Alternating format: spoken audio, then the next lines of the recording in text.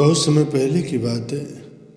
श्री सद्गुरु जी महाराज जी एक बार किसी शहर में तशरीफ़ ले गए। वहाँ भगत मोतीराम जी बड़े सच्चे सत्संगी थे। उन्होंने सद्गुरु महाराज जी से सत्संग के लिए अर्ज की। सद्गुरु महाराज जी ने सत्संग किया और श्री वचन फरमाया। सुनकर के लोग बहुत प्रभावित हुए। वहाँ हुकुम सिंह नाम का एक अकाउंटेंट रहता था। उसने भगत मोतीराम जी के आगे नाम दान लेने की ख्वाहिश जाहिर की।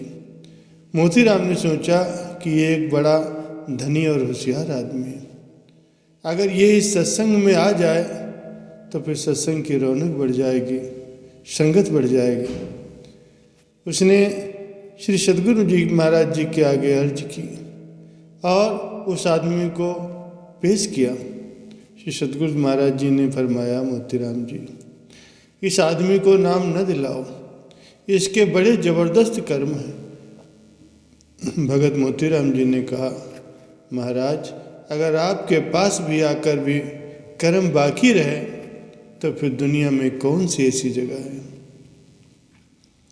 श्री सद्गुरु महाराज जी का विचार वहाँ कुछ समय तक और सत्संग करने का था। उन्होंने फरमाया, मोतीराम जी, अच्छा हम इसे नाम तो दे देते हैं, लेकिन फिर मैं इस जगह पर अब नहीं ठहरूंगा। नाम देते ही वह आश्रम को वापस चला जाऊंगा। मोतीराम ने हट किया। अच्छा महाराज जी, मैं आश्रम में आकर ही सत्संग सुन लूँगा, लेकिन इसको आप नामदान जरूर बख्शो। श्री सद्गुरु जी महाराज जी ने अपना सामान पैक करवा लिया और ट्रेन का टिकट भी मंगवा लिया और नामदान देके तुरंत ही वहाँ से चले गए। रास्ते में इत्तिफाकन भगत मोतीराम जी को मिले तो उन्होंने अर्ज की, महाराज जी कुछ दिन और रुक जाते। फरमाने लगे, मैं इस वक्त नहीं रुकूंगा, तुम बाद में हमारे आश्रम पर आना, क्योंकि उनका ये नियम है, हर इतवार को डेरे पर सत्संग होता था। महाराज जी फरमाने लगे कि सत्संग में जरूर आना। जब सद्गुरु महाराज जी आश्रम पर पहुंच गए तो उन्हें बड़ा जोर का बुखार आ गया। नीचे का सांस नीचे, ऊपर का सांस ऊपर, बहुत सख्त तकलीफ हुई। सेवादारों ने उन्हें दवा खाने की अर्ज की तो महाराज जी ने फरमाया कि अभी 12 दिन तक नहीं खाऊंगा। तो सेवादार प्रेम से आंसू बहाने लगे तो उन्होंने फरमाया कि अभी मैं चोला नहीं छोड़ने वाला, तुम फिक्र न करो। 12 दिन के बाद जब उन्हें बुखार कुछ कम हुआ तो संगत की जान में जान आई। अगले दिन सत्संग था। हालात का पता किया तो मालूम हुआ महाराज जी को इतने दिन तक बुखार रहा। मोतीराम जी ने पूछा कि महाराज जी, आपको ये बुखार क्यों आया, आपने दवा क्यों नहीं खाई? तो महाराज जी ने फरमाया कि ये राज जानकर तुम्हें हजम नहीं होगा। मोतीराम जी ने इनकार किया कि महाराज जी, मैं अपनी ज़िंदगी में किसी को नहीं बताऊंगा। इस पर बाबा जी ने फरमाया कि पक्का इकरार करो। उन्होंने जवाब दिया, जी हाँ, मेरा पक्का इकरार है। महाराज जी ने फरमाया कि हुकुम सिंह को काल के द्वारा 7 जन्म गर्म तवे पर तपाया जाना था।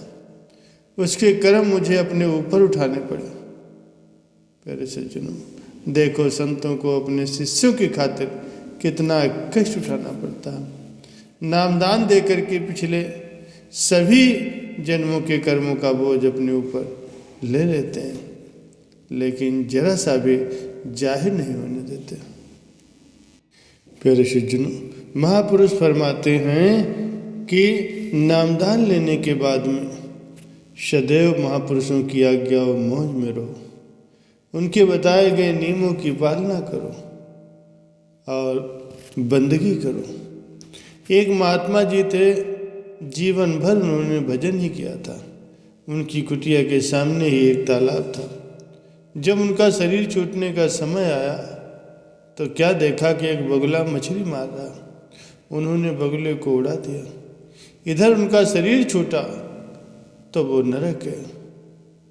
उनके चेले को स्वप्न में दिखाई दिया कि वो कह रहे थे कि बेटा, हमने जीवन भर कोई पाप नहीं किया, केवल बगुला उड़ा देने मात्र से ही मुझे नरक जाना पड़ा, लेकिन तुम सावधान रहना। जब शिष्य का भी शरीर छूटने का समय आया तो फिर वही दृश्य आया। बगुला मछली पकड़ रहा था, लेकिन गुरु का निर्देश मानकर उसने बगुले को नहीं उड़ाया। मरने पर वो भी नरक जाने लगा।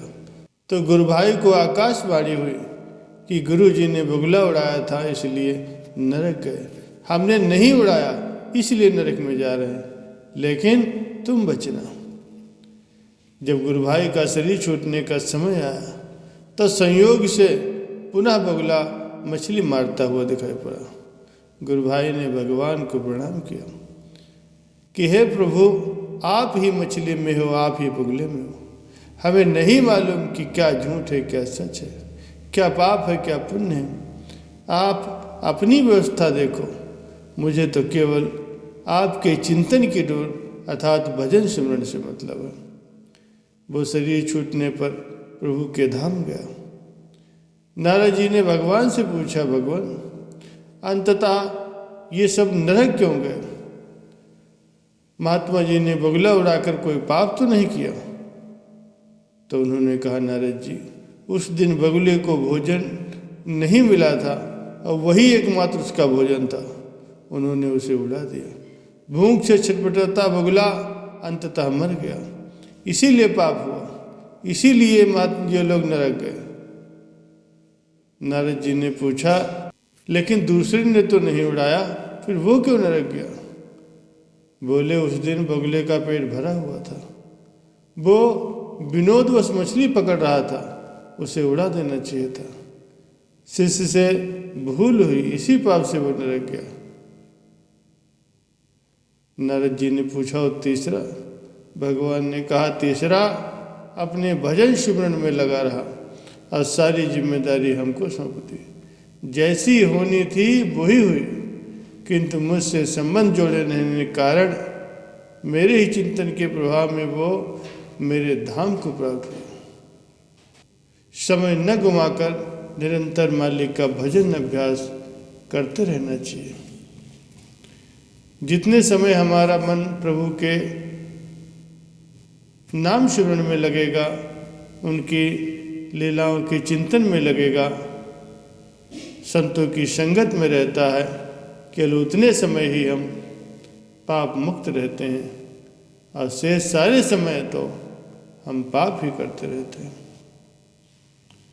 महापुरुष समझाते हैं कि भजन सिमरन के अतिरिक्त जो कुछ भी है वो इसी लोक में बांध कर रखने वाला है, जिसमें खाना पीना सभी कुछ आ जाता है। पाप पुण्य दोनों ही बंधनकारी हैं।